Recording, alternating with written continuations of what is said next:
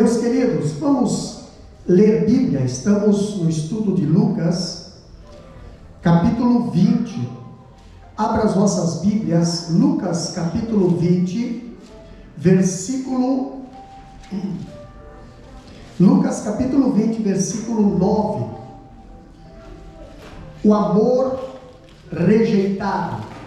Lucas, capítulo 20, versículo 9.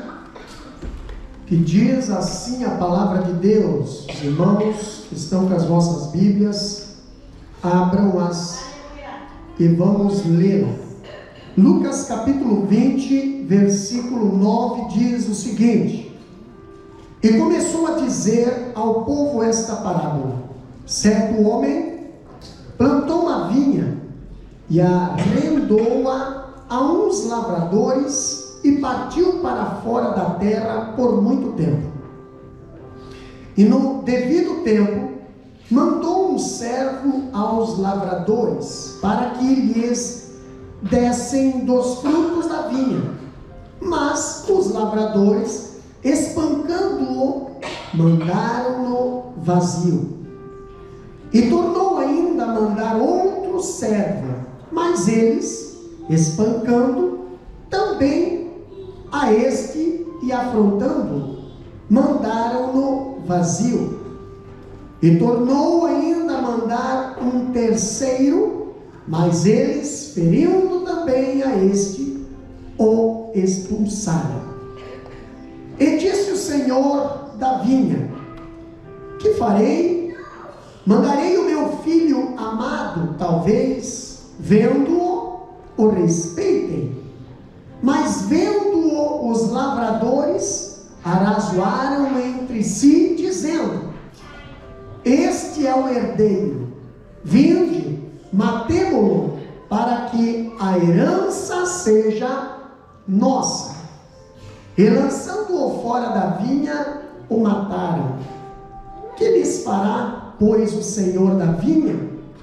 Irá e destruirá estes lavradores e dará a outro a vinha. E ouvindo eles isso, disseram: Não seja assim. Mas ele, olhando para eles, disse: Que é isso? Pois que está escrito: A pedra que os edificadores reprovaram, essa foi feita a cabeça da esquina. Qualquer que cair sobre aquela pedra ficará em pedaços, e aquele sobre quem ela cair será feito em pó. Amém? Podeis estar à vontade, meus queridos irmãos. O amor rejeitado. Se nós olharmos para a palavra de Deus, aqui nós vemos no capítulo 20, a partir do versículo 1, nós vemos capítulo 20, versículo 21. Nós vemos aqui o dia das perguntas em Jerusalém. Primeiro, encontramos aqui Jesus após entrada triunfal em Jerusalém. Todo mundo sabe, é só olhar uns versículos pouquinho com antecedência, capítulo 19, versículo 45 até o 48.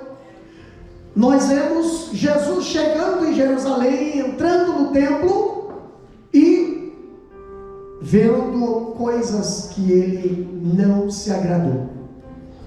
Ali ele expulsou os vendilhões, ali ele derrubou as mesas dos cambistas, ali ele chamou a atenção, obrigado filho, ali ele chamou a atenção dos sacerdotes que estavam ali para fazer algo, mas não cumpriam com o seu dever de sacerdote. Não é por nada que Jesus chamou ali o templo de covil de salteadores. Pastor, o que quer dizer covil de salteadores?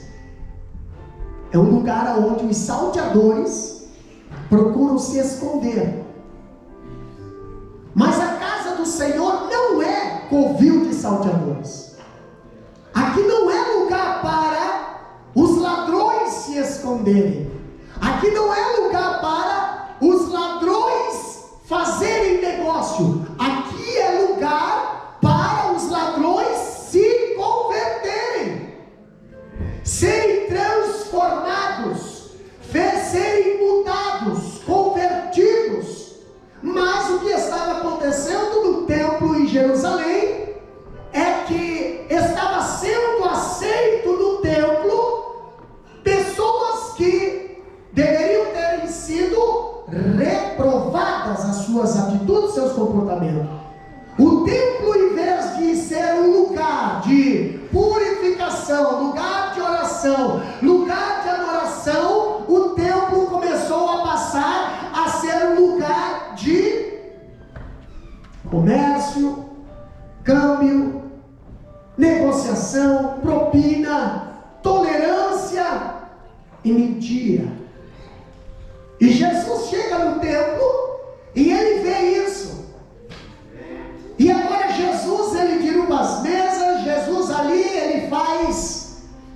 ele deixa todo mundo desconfortável. E depois que ele faz esse ato, ele agora começa a pregar. Ele começa agora a ensinar no templo. Meus queridos irmãos, aonde há pessoas que não querem mais ouvir a palavra do Senhor, nem Jesus consegue ensinar.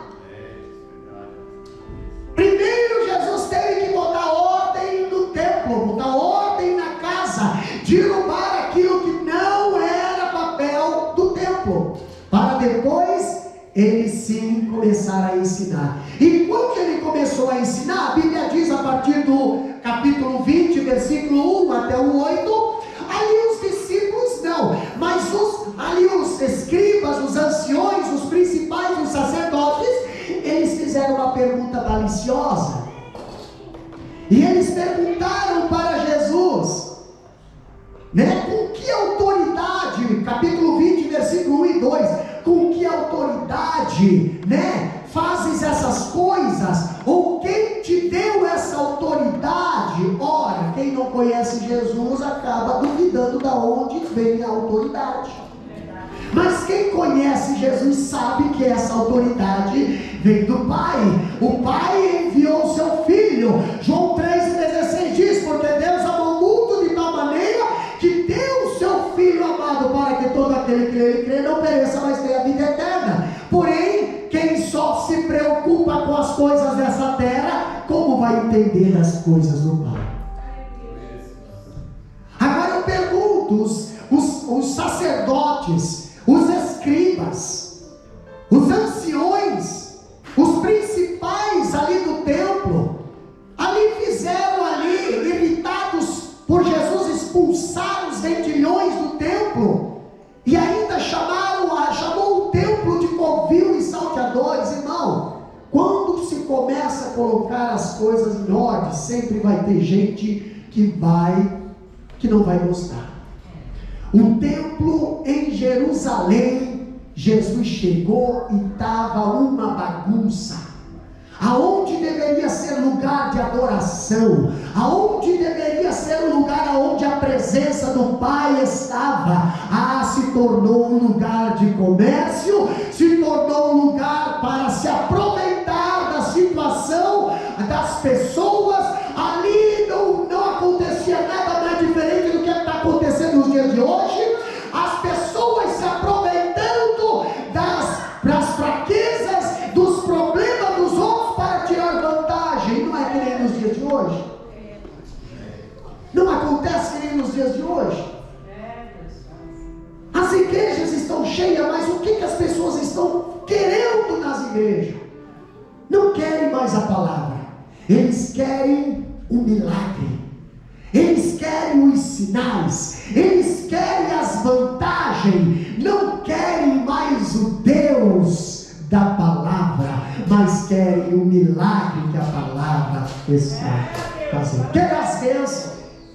Agora eu acho interessante, vou para frente. Jesus faz uma outra pergunta para eles, em vez de responder eles, ali no versículo 3 e 4 4 do capítulo 20, Jesus faz uma outra pergunta. Jesus pergunta para eles, e aí, mediante a resposta que eles dariam para Jesus, automaticamente responderia a pergunta que fizeram para Jesus. Qual foi a pergunta que fizeram para Jesus? Com que autoridade você faz isso? Aí ele pergunta para os líderes religiosos. Capítulo 20 de Lucas, versículo 4. O batismo de João era dos céus ou era dos homens? O batismo de João Batista. João Batista, ele batizava as pessoas nas águas. E esse batismo era para o quê? Arrependimento. Beleza. E esse arrependimento, esse batismo, essa pregação que João, ele saía pregando, ó, não conseguia pregar no templo. Você notou? Que João pregava no deserto, na beirada dos rios. Por que não conseguia pregar no templo, irmão? Porque tem lugar por aí que não levam mais você para pregar. E não é porque você é ruim, não, é porque você fala a verdade. É porque você prega a Bíblia. E as pessoas não querem mais que você fale contra o pecado, contra a mentira, contra a prostituição. Não, as pessoas querem ouvir o que lhe agrada. É por isso que hoje está sendo colocado em cima de alguns púlpitos pessoas para fazer show, instrumentistas que são contratados, mas nem convertidos não são. Ali há uma movimentação, há luzes, há fumaça, há um monte de movimento. As pessoas até choram, mas elas entram e saem do mesmo jeito, porque não há transformação, não há conversão, apenas uma emoção. Então o crocodilo também chora, e se você assistir Titanic, você também chora.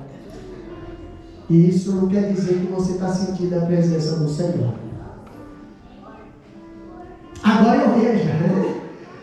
Olha só, Jesus perguntou para eles. João Batista pregava com, né? Ali o batismo de João era dos céus ou dos homens? Espera aí. O batismo de João tinha tudo a ver com a autoridade, com a sua autoridade. Sabe por quê?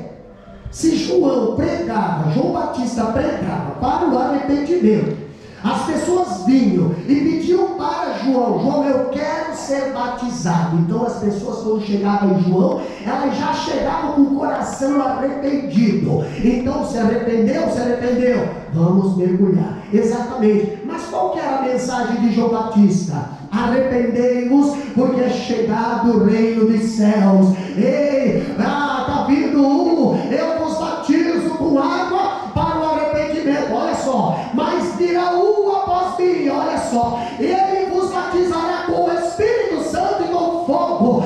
Mas tem mais alguma coisa: na sua mão tem a pá, e limpará toda a eira, e aquilo que no fogo celeiro vai para o fogo. Essa era a mensagem de João Batista, esse era a pregação de João Batista. Agora, se o povo respondesse não, essa mensagem que João Batista pregava, o batismo de João Batista não era dos céus, não, era do homem. Aí o povo ia se revoltar. Por quê? Porque o povo acreditava na mensagem de João Batista. O povo tinha João Batista como profeta. Se eles dissessem que não, a mensagem de João Batista era uma mensagem do céu. Por quê? Porque um dia ele estava na beirada do Rio Jordão pregando, e apareceu um homem, e ele falou bem assim: eis o Cordeiro de Deus que tira o pecado do homem. Pastor, ninguém que não tem poder de Deus tem a revelação do céu. E quando nós vemos João Batista pregando, ele também estava revelando, Deus estava usando. Ali o céu se abria, a pomba vinha, ali a voz do Senhor também vinha, o próprio Filho participava. Então me diz, povo, é ou não é? Jesus colocou eles ali numa... Se eles respondessem que o batismo de João era batismo dos homens, o povo se levantava contra eles. Se eles dissessem que o batismo de João era batismo que era referente à mensagem do céu, eles estavam apoiando a autoridade de Cristo, que também vinha do céu. Interessante que aqui nós vemos uma falsidade entre os religiosos. Se nós olharmos o versículo 5 até o versículo 7, ali os principais saduceus, os escribas, os anciões, eles ali encurralados com a pergunta que Jesus fez para eles, porque Jesus não respondeu eles, Jesus fez uma outra pergunta para eles. E eles, em vez de responder, eles preferiram mentir para não enfrentar a verdade. A Bíblia diz que eles abafaram a voz da consciência, taparam os ouvidos à verdade e mergulharam nas sombras expressas da hipocrisia. Eles, para não concordar com a verdade que Jesus estava pregando, eles preferiram mentir. Mas por que preferiram mentir? Porque se eu me posicionar, eu vou perder muitos amigos. Se eu me posicionar, eu vou perder muita gente. Porque se eu me posicionar ao lado da verdade, eu sei que isso é verdade, eu sei que essa mensagem é do céu, eu sei que esse homem é enviado por Deus, eu sei, mas tem a multidão, né? Tem um monte de religiosos que está olhando só para ver de que lado eu estou. Eu pergunto, que lado você está? Porque se você escolher Jesus, tu vai ficar sozinho aqui nessa terra. E tem muita gente querendo ficar com grupos aqui nessa terra e está deixando Jesus de lado. No dia do arrebatamento, esse grupo não vai subir. Eu não quero estar com esse grupo.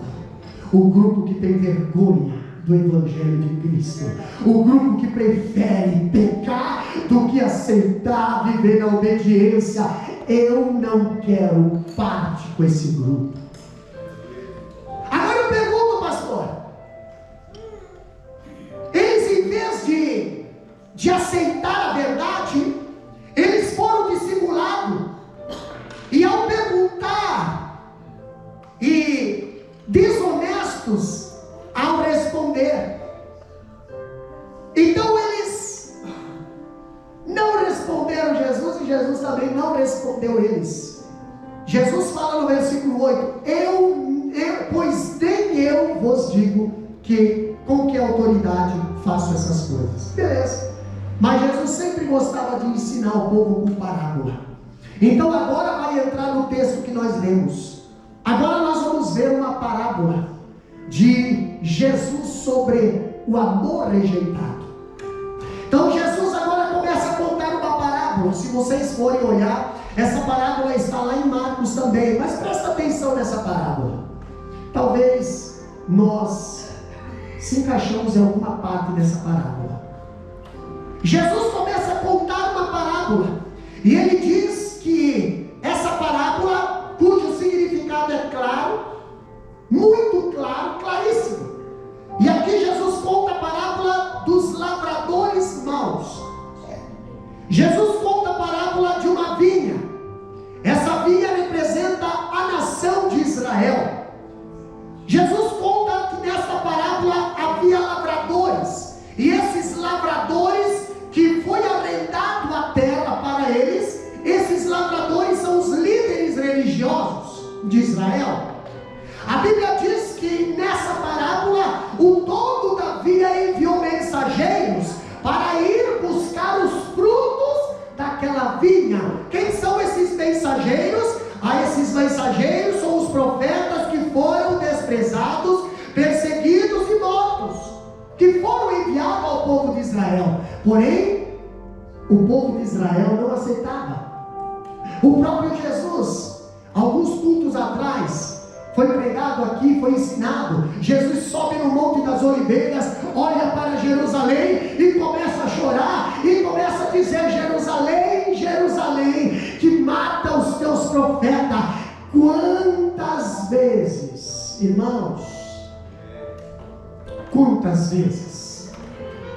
Jesus está falando para Jerusalém: quantas vezes eu quis ajuntar, como a galinha junta os pintainhos, quantas vezes, mas tu não quisesse. Então esses são os mensageiros que foram enviados para buscar o fruto da terra. Quando nós olhamos para essa parábola, nós vemos também que agora esses mensageiros, eles voltam vazio, voltam porque apanharam, voltam maltratados. Então o dono ali daquelas terras, o dono daquela vinha, agora pensa: se eu enviar o meu filho, eles é capaz de respeitar, porque é meu filho. Eles vão respeitar, porque ele não é servo, é um filho. Então eu vou enviar o meu filho. Pode ser que aí eles respeitem, eles recebem, eles ali, pode ser que eles não maltratem. E quem é esse filho, pastor? A Bíblia diz que esse filho é o próprio Cristo. Mas há depois uma consequência, um castigo.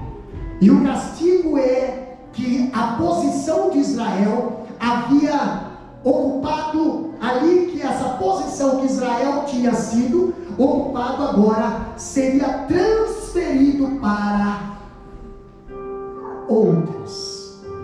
Pastor, mas vamos falar um pouquinho, rapidinho, sobre o privilégio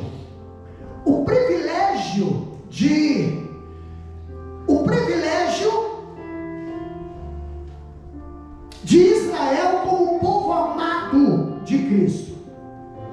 O privilégio de Israel, o povo amado de Deus. Que privilégio era esse, pastor?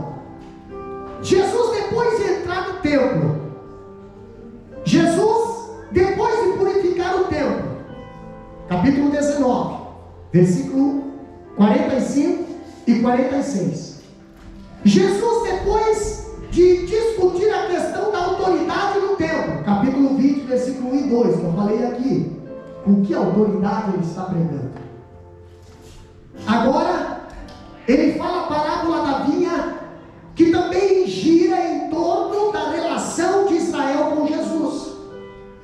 Porque se nós for olhar, de acordo com os escritores, tanto Flávio José, como o próprio Talmud, aí diz que no pórtico do santuário herodiano havia uma grande videira dourada. Enquanto nós vemos essa videira ali, o ramo da videira ao templo de Jerusalém, Jesus interessa essa parábola aos representantes do templo. Então olha só que interessante, Israel é a vinha de Deus.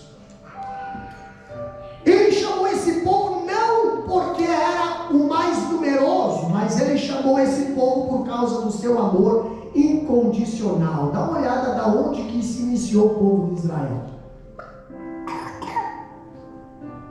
Abraão estava lá no meio de uma terra idólatra. Deus vai lá e chama Abraão, e Abraão aceita. Primeira conversão no levante de mão.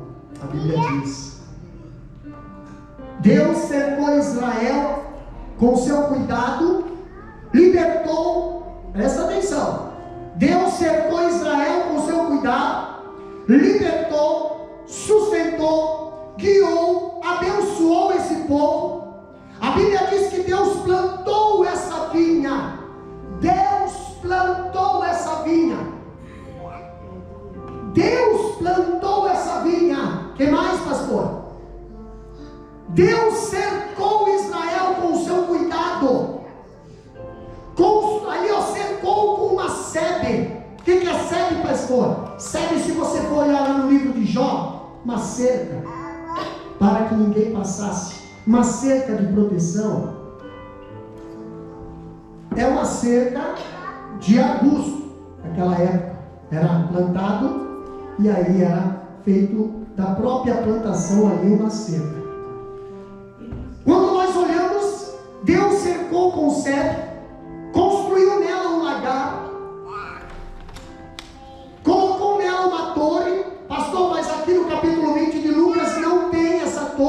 você olhar em Marcos capítulo 12, versículo 1, conta a mesma parábola e lá tem uma torre. O que significa torre, pastor? Qual é o significado da torre? A torre não é para proteção. O muro é para proteção. Tem muitos muros que não tem torre. E o inimigo entra a mesma coisa. Mas pastor, eu estou cuidando. Está cuidando, mas não tem torre. E tem muitos que tem torre, mas não tem muro. Mas o que significa a torre, pastor? A torre significa vigilância. Entendeu? Quem vigia, enxerga mais longe. Para você ser vigilante, você tem que subir um pouquinho mais. Mas eu já investi na proteção, exatamente. De que adianta você estar todo armado, da cabeça aos pés, mas não vigia? De que adianta você passar a noite inteira em oração, mas não vigia? De que adianta? Você precisa ter torre. Israel tinha muralha, mas ele também tinha torre. A torre enxerga de longe. Quem vigia tem discernimento, enxerga de longe. Pastor, Deus, Ele plantou essa vinha. Deus, Ele fez um lagar. Deus colocou uma torre ali para quê? Para que houvesse vigilância. As raposas e as raposinhas, os inimigos que vêm para assaltar a vinha. Quando nós olhamos aqui, toda a estrutura ela estava pronta, nada ficou por fazer, tudo Deus fez para esse povo. E Ele deu a Israel as suas boas leis e ordenanças. E lembra lá quando o povo de Israel passou pelo Monte Sinai? Deus deu leis para o povo de Israel. Deus não deu lei antes de entrar dentro da vinha. Deus deu lei antes. Vocês já vão entrar em Canaã, terra que manda leite e mel. Vocês já vão entrar com leis, com ordens. Vocês já vão entrar sabendo qual é o Deus que você serve. Por isso que quando Josué assumiu, Josué olhou para o povo: olha, até aqui Deus guiou vocês. A partir de agora vocês que vão escolher qual é o Deus que vai guiar vocês. Josué 24:15, eu acho que é isso. Escolhei agora quem se faz. Faça a escolha. Porque Ele já escolheu eu e você. A escolha dele já foi feita. O propósito dele já foi cumprido. Agora depende de mim e de você. Escolha qual Deus que você vai servir de agora em diante. Se é o Deus lá de fora, se é o Deus dos nossos pais, se é o Deus do Egito, Deus dos cananeus, ou se é o Deus que fez abrir o mar vermelho, ou se é o Deus que faz cair maná do céu, ou se é o Deus que faz água sair da rocha. Pastor, aqui Ele deu a Israel suas boas leis, enviou-os a uma boa terra. Pastor, quando Deus envia Israel para aquela boa terra, ali a Bíblia diz que Deus expulsou ali 7 nações, para que Israel tomasse posse da terra de Canaã. Aliás, essa terra Deus já tinha dado a Abraão. Mas por que as terras estão na mão dos inimigos? Deus tem dado tanta coisa, por que está na mão do inimigo? Cadê o que Deus tem dado? Por que não está nas tuas mãos? Cadê os dons que Deus tem dado? Por que não está nas tuas mãos? Cadê os talentos que Deus tem dado? Por que não está nas tuas mãos? Cadê o que Deus tem dado e não está nas tuas mãos? Pastor, não sei onde é que está. Pois é, o povo de Israel também. Irmão, nenhuma família debaixo do céu recebeu tantos privilégios como a família de Abraão. Amós capítulo 3, versículo 2 diz isso. Somos um povo privilegiados? Somos. Somos um povo que andamos com escolta? Somos. Mas eu pergunto, somos um povo grato a Deus? Ou já se conformamos? Não, temos um título de crente, temos uma aparência de crente, então a casca não tem problema. Entendeu? Todo mundo já conhece que eu sou crente, todo mundo já conhece que a gente vai na igreja, todo mundo já conhece exatamente. O problema é que Deus não consegue te reconhecer mais. Deus olha não pelo lado de fora, mas Deus olha o que vê o coração. Você lembra o que Deus falou para Samuel? Lá em 1 Samuel capítulo 16. Olha Samuel, tu olha pela aparência, Samuel, mas eu olho o que está no coração. Está tudo rejeitado isso aí, Samuel. Esse povinho aí está tudo rejeitado. Onde é que está então aqueles que vai te agradar a Deus? Está lá no campo, no meio das ovelhas. Não está em qualquer outro lugar não. Quer achar alguém que Deus se agrada? Vai para o campo. Está no meio das ovelhas. Não está na roda dos escarnecedores. Não está lá na bagunça lá fora. Não está na mesa com a meretriz. Está na casa do Senhor. Está participando da mesa da comunhão. Está em adoração. Está em consagração. Está em consagração com o Senhor. Manda chamar Davi. Manda chamar, pastor. De igual forma, Deus também tem nos revelado o seu amor. Mesmo sendo nós pecadores, nada merecemos de Deus, e ainda assim Ele nos demonstrou a imensa bondade e misericórdia. Salmo 40 diz: tirou-me de um charco de lodo. Ninguém queria nós, valia nada. Nós é bonito agora? Nós é alguma coisa por causa dele. O vaso se tornou valioso porque está na mão dele. Um vaso fora da mão dele não tem nenhum valor, mas um vaso na mão dele, até caco tem valor. Até caco tem valor. Agora, fora da mão dele, meu amigo, não tem valor. Deus, Ele tem o direito de buscar frutos na vida do seu povo. Então Deus, Ele deixou uma vinha, arrendou uma vinha para os seus servos. Quem eram esses servos? Os líderes religiosos, o povo de Israel. E agora Deus manda seus mensageiros para buscar frutos dessa vinha. E esses mensageiros, quando chegaram para buscar dessa vinha,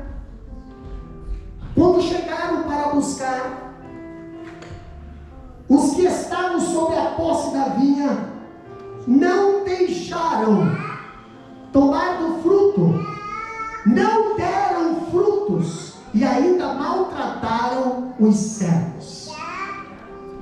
Servos, presta atenção aqui, não se distraia. Servo após servo veio a Israel procurando frutos e foi maltratado e despedido vazio.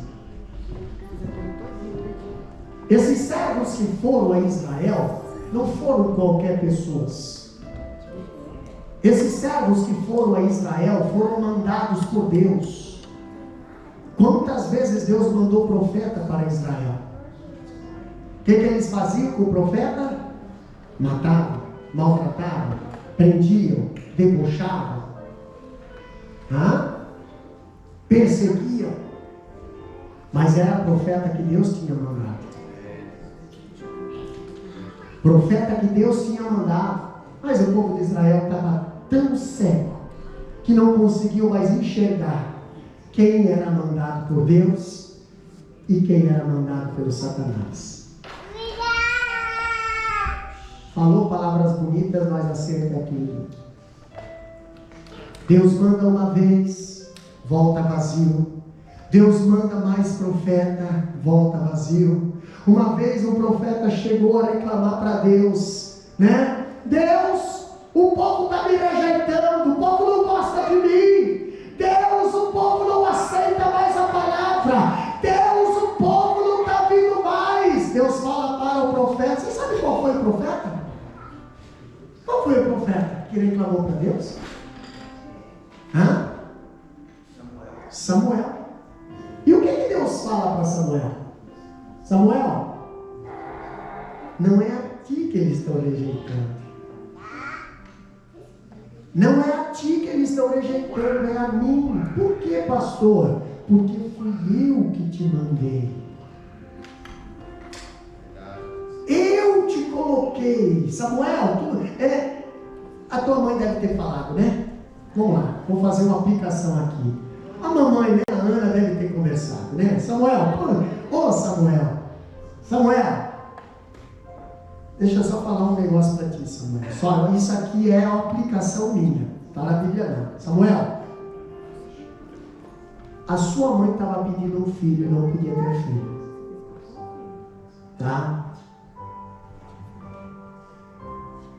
A sua mãe estava pedindo filho e não podia ter filho. Quando a sua mãe estava pedindo filho, presta bem atenção, que esse contexto está na Bíblia.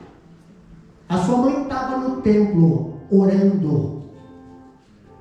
A sua mãe estava no templo clamando. E sabe qual era a situação? Presta atenção, irmãos, porque é a situação que está nos dias de hoje aí, a gente não está percebendo, mas é só ler a Bíblia que a gente já vai perceber. Sabe qual que era a situação do templo no tempo de Samuel? O sacerdote ali estava tão acomodado que os filhos estavam fazendo coisas erradas, que ele não fazia mais nada. A Ana, que era uma mulher de oração, que estava dentro do templo orando, ele estava confundindo com as bêbadas lá de fora. Olha o discernimento de um sacerdote. E eu tive que colocar Samuel dentro do templo para crescer, para que quando eu pudesse falar com ele passava a mensagem pro líder, porque o líder já não estava mais me ouvindo. E sabe quando o crente não anda mais na visão do céu?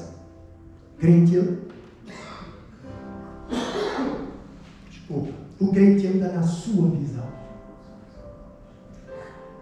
Aí ele começa a sair fora da palavra. Aí ele começa a tolerar coisas que a palavra não tolera.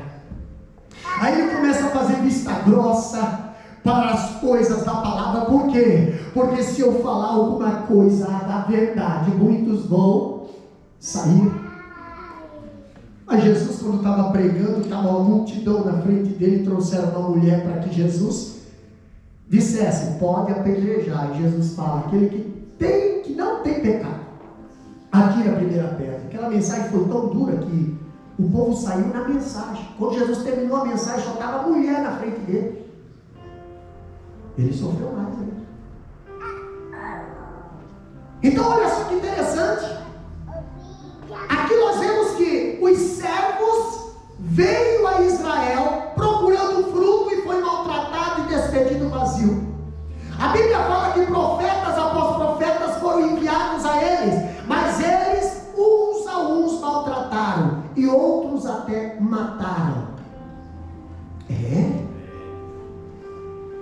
Israel só tinha folhas. Se lembra da figueira?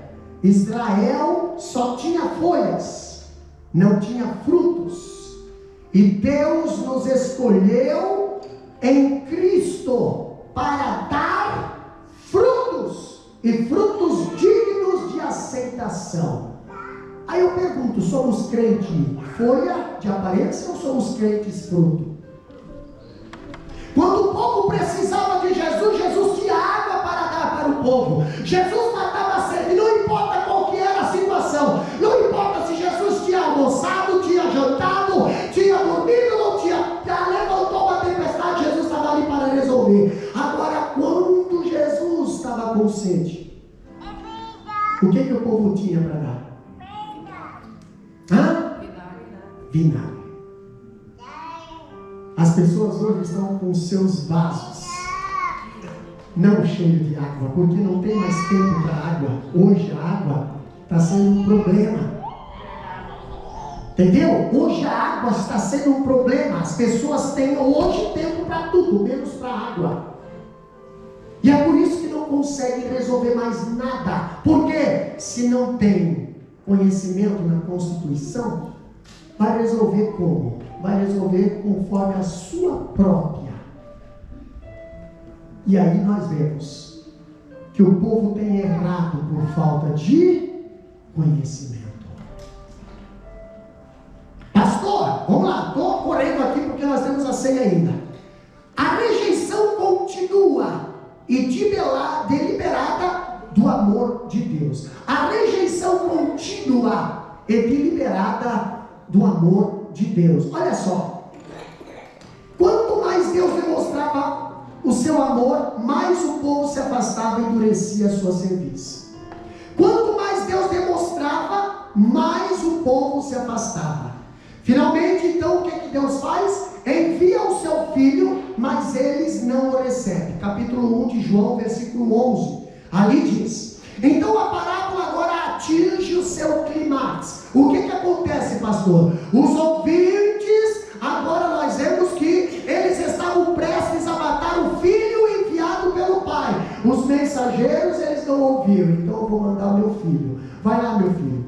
Vai lá ver se tu acha fruto na nossa vinha lá. A vinha que o pai plantou e deixou na responsabilidade daquele povo. O pai escolheu uma família, e dessa família formou um povo para cuidar de uma vinha chamada Israel. Exato, vai lá, filho. A Bíblia fala, João capítulo 1, versículo 14: e o verbo se fez carne e habitou no meio dos homens. O filho veio. E o que o filho viu? O filho olha para Israel e vê com ovelhas desgarradas sem pastor. E a Bíblia diz que os ouvintes de Jesus, ao mesmo tempo que ouviam a parábola, estavam urdindo um plano para matar o Filho de Deus. Estavam ouvindo a parábola, mas estavam pensando: nós temos que matar. Nós temos que acabar. Por que, pastor? Porque aí nós tomamos posse da vinha como herança. Mas olha só o que a Bíblia fala. Jesus, ele foi rejeitado pelo povo. E o juízo de Deus veio aos que rejeitaram o amor de Deus. Como é que Deus puniu, pastor, esse povo? Deus pune os rebeldes e passa a vinha a outros. Olha o que diz o versículo aqui, ó.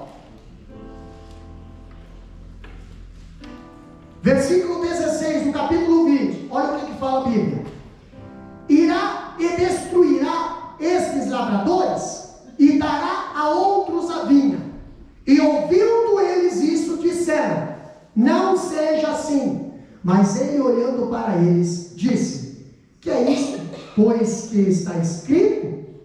Olha só o detalhe: a pedra que os edificadores reprovaram, essa foi feita cabeça de esquina. Que pedra era essa? Jesus.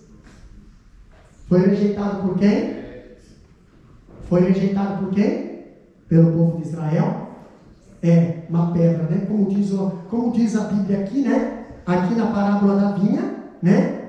Esse homem foi matado e foi jogado para fora da vinha, né? Exatamente. Essa pedra foi lançada para fora da vinha.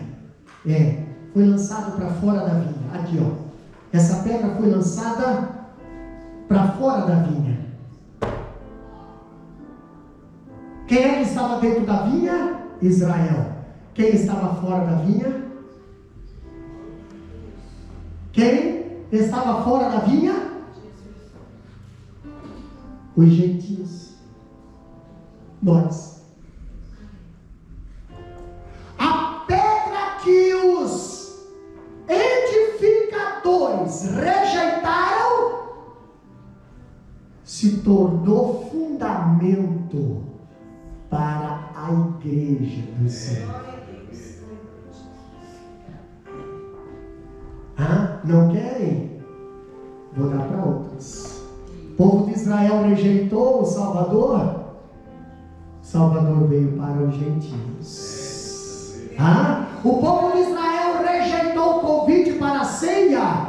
Manda buscar os aleijados, manda buscar ali os leprosos, manda entrar. Eles não são convidados de honra, mas os convidados de honra não querem fazer parte da ceia. Então chama lá Elisete, chama lá Lisa, chama lá a Camille, chama lá o Rony, vai chamando, chama eles. Agora eu pergunto no arrebatamento, quem é que vai participar da ceia? Eles ou nós? Nós. E eles, pastor, vão enfrentar grande tribulação aqui por ter rejeitado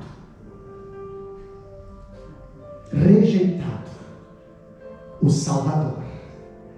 Rejeitado o Salvador. Jesus anunciou um duplo veredito. Olha só, eles não apenas tinham rejeitado o filho, mas também tinham rejeitado a pedra. Só lhes estavam então o julgamento. Se corretamente entendida, esta passagem os ajudaria a reconhecer que o filho, rejeitado pelas autoridades do templo, viria a ser certamente a pedra angular do novo templo de Deus, a igreja de Cristo, que foi fundada ali no dia do Pentecoste. Se lembra que Jesus fala para Pedro: Pedro, tu és Pedro, e sobre esta pedra edificarei a minha igreja. Que pedra era essa? Cristo.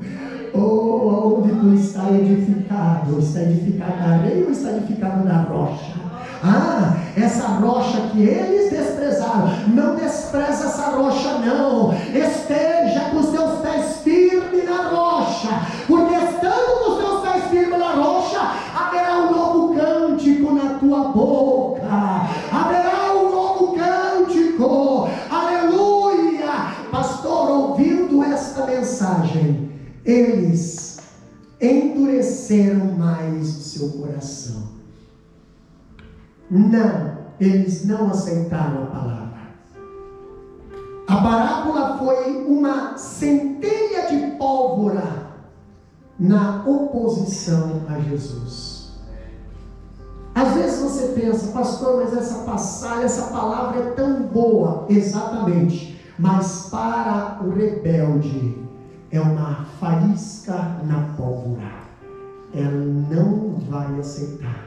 Ele vai endurecer mais o seu coração. E os líderes religiosos interpretaram corretamente a palavra de Jesus, mas não dispuseram a obedecer a Jesus. Irmão, não adianta nós sabermos a Bíblia capa a capa, se não obedecermos ela, se não botarmos em prática ela. Olha o que aconteceu. Ao contrário, endureceram ainda mais o coração e buscaram uma forma de eliminar Jesus. Então, meus queridos, apenas conhecimento e convicção não pode nos salvar. É perfeitamente possível saber que estamos errados e ainda assim seguirmos obstinadamente agarrado ao nosso pecado e perecemos miseravelmente.